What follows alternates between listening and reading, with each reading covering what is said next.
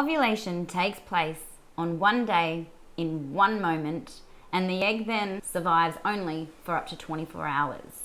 Luckily, we are fertile for more than just that 24 hours. In this video, I will talk about the 4 reliable signs of ovulation that you can track to either try for or avoid a pregnancy. And then I'll discuss another 6 signs of ovulation that many people who menstruate may experience. Hi, I'm Amanda, a naturopath, and I specialize in women's hormonal health. In the 10 years I've been practicing as a naturopath, I have found that my passion is helping women better understand their bodies so they can be in the know and in control. So now to the topic of the video, ovulation. What is ovulation? Ovulation is a phase in your menstrual cycle where the dominant follicle in your ovary releases the egg, and the egg travels down your fallopian tube. This happens in a matter of seconds. Once the egg has been released, the egg will survive from 12 to 24 hours, and it is within this window, within the fallopian tubes, that fertilization might take place. If the sperm does not meet the egg in the fallopian tube, it will dissolve or be reabsorbed by the body. So the big question is, what day do you ovulate on? We are all different, and so are our menstrual cycles. The day that you ovulate will depend on the length of your menstrual cycle.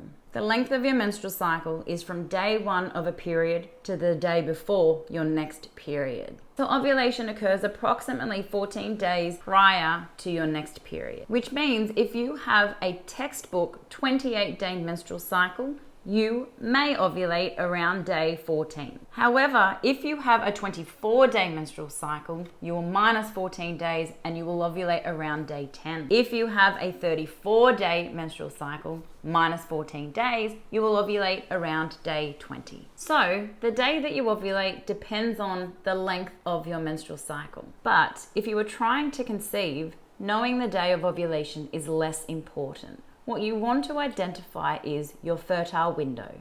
Your fertile window is the time during your menstrual cycle where you are more likely to fall pregnant. Meaning, once you identify your fertile window, it is within these days that you want to have sexual intercourse in order to try for a possible pregnancy. So your fertile window is usually 5 days before you ovulate and 1 day after ovulation, because as we learned earlier, the egg only survives for up to 24 hours after ovulation. So this brings us to the signs of ovulation. How do you know when your fertile window is? And we're going to get into that right now. Now, there are 4 signs of ovulation that all menstruating people should experience. Now, some of you may have heard the terms cervical mucus or vaginal discharge, but for this video, I will use the term cervical fluid. It all means the same thing. Now, the cervical fluid is produced in the cervix, and I have a model here to help show you where the cervix is. So it's high at the end of the vagina, and it is the cervix where the sperm needs to pass through in order to make its way into the uterus and down into the fallopian tubes. Now, there are 4 types of cervical fluid, and for more information and a demonstration, I've done a past video and I'll put the link in the description below. Some types of cervical fluid are not fertile, which means that the sperm will not be able to survive in this infertile fluid, and they won't be able to make their way through the cervix to find the egg. But as estrogen increases, the consistency of the cervical fluid changes. It becomes more stretchy. It kind of has like an egg white consistency, and this is fertile cervical fluid. It provides the sperm with nourishment, and it allows the sperm to live within your reproductive tract for up to 5 days. So, becoming familiar with your cervical fluid and noticing the changes in consistency from infertile to fertile will give you all the information you need if you were trying to conceive a baby. This fertile cervical fluid identifies your fertile window, and this is the time that you want to be having sex if you were trying to conceive. And this, my friends, is the most important and easy and free sign of ovulation. The second sign of ovulation is the position and the feel of your cervix. So as I pointed out before, the cervix is positioned high in the vagina. So in order to track the position and the feel of your cervix, you will need to insert your fingers to notice the difference between infertile and fertile. The cervix changes when you are fertile because it is here at this very location that the sperm need to pass through to get into your uterus and into the fallopian tubes to meet the egg. So for the sperm to move through the cervix, it needs to be soft and open. When you are infertile, the cervix will be in a lower position in the vaginal vault and it will feel firmer. So it will feel kind of similar to the tip of your nose.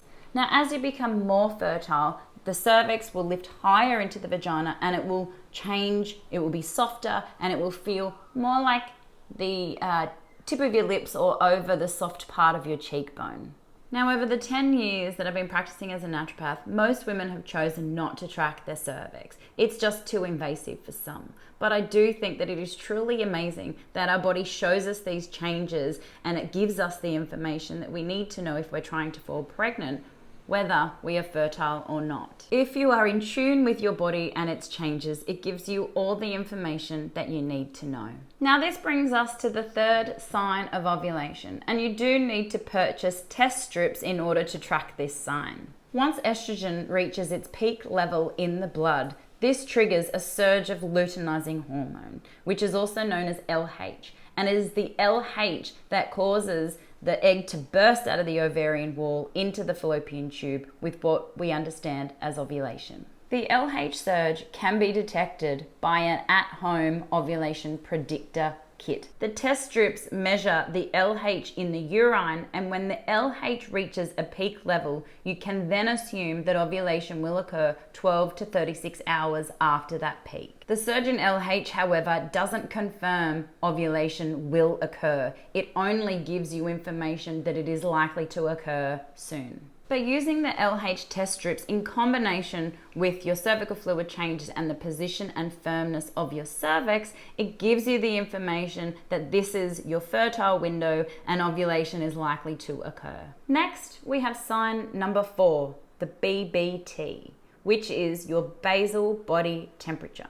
And your basal body temperature is the temperature of your body at rest. And once ovulation happens, progesterone will be produced, and it is this hormone that increases your basal body temperature.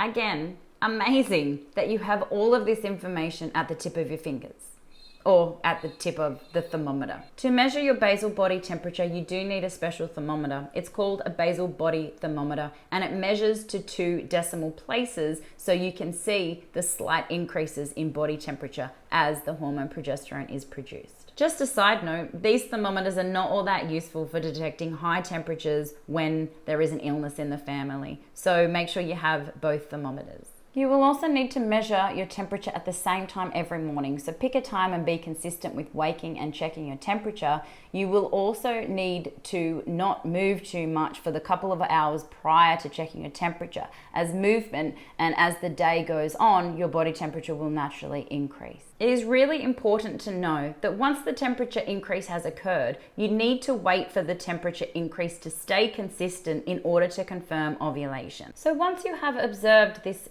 temperature increase, it is now too late to have sex to try for a baby, as ovulation has already taken place and the egg has been and gone. This sign of checking your basal body temperature is not useful for identifying your fertile window and the ideal time to have sex, but it does confirm ovulation, and you will then know to expect your period 14 days after that ovulation date. So you use the changes in your cervical fluid, the changes in your cervix, and the LH predictor kit test to determine that fertile window and when is the ideal time to have sex, and then you use the basal body temperature to confirm ovulation occurred.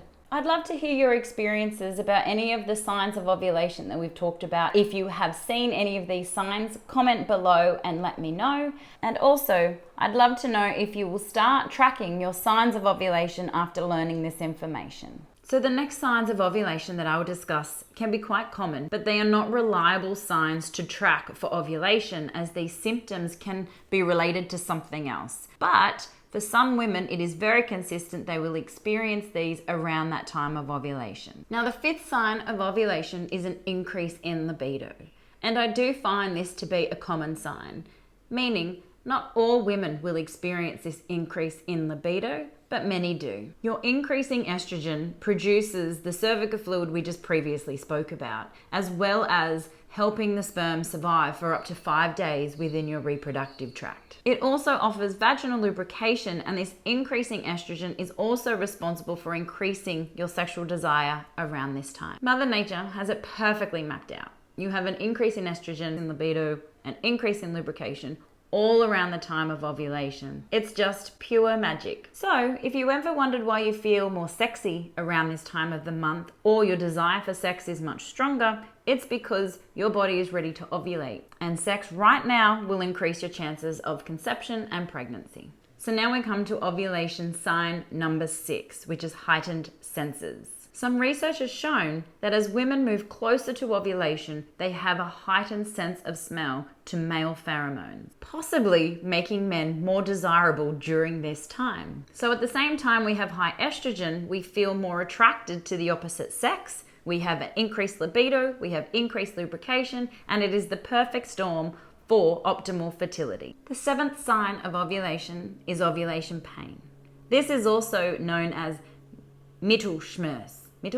Mittelschmerz, which is the German word for middle pain, and up to 20% of women can experience some pain around ovulation. This can be felt on one or both sides of your lower abdomen. Some women can experience a dull pain that could last for a day or two, and others can experience a really sharp, sudden pain that lasts just moments. Either way, the pain around ovulation should not require any pain relief, and it should be really quite mild and bearable. The pain could be due to a few things. It could be due to the follicles swelling as they grow around that time of ovulation. Or it could be due to the moment the egg ruptures out of the ovarian wall, or due to the muscular movements of the fallopian tubes and the ligaments in the area. Now we come to the 8th sign of ovulation, which is tender breasts. They can also be a little bit swollen, and some women can experience nipple sensitivity around this time. Your breasts contain a lot of estrogen receptors. So just prior to ovulation, when estrogen is at its peak, some women can be more sensitive to the effects of estrogen and experience pain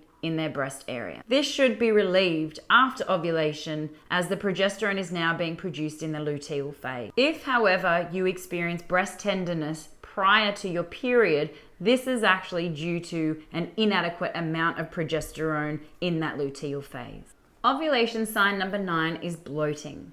So estrogen retains fluid, which can cause water retention and swelling. This can make you feel like your stomach is distended, or your clothes around this time are a little bit tighter around the tummy. Because estrogen peaks just before ovulation, you can notice these symptoms around this time. But it should be relieved after ovulation, as progesterone is now produced in this luteal phase.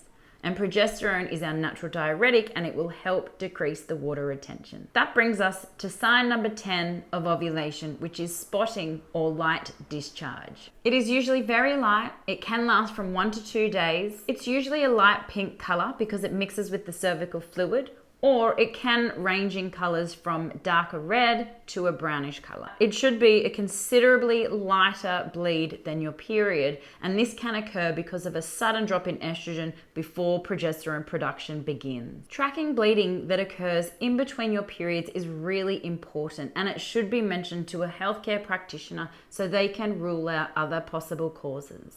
So get tracking. Use a simple calendar or a diary to mark your signs of ovulation, or alternatively, you could use your favorite period app. This way, you can track what happens from month to month and what is specific for you around your time of ovulation. Any questions, pop them in the comments section below so I can help you further with your tracking of ovulation signs, or I can answer your questions in a future video. If this video has helped you understand your signs of ovulation a little bit better, I'd really appreciate a thumbs up. And if you are keen on knowing more about your menstrual cycle, hormone health, or fertility, hit the subscribe and notification bell, and you'll be notified every time I release a new video.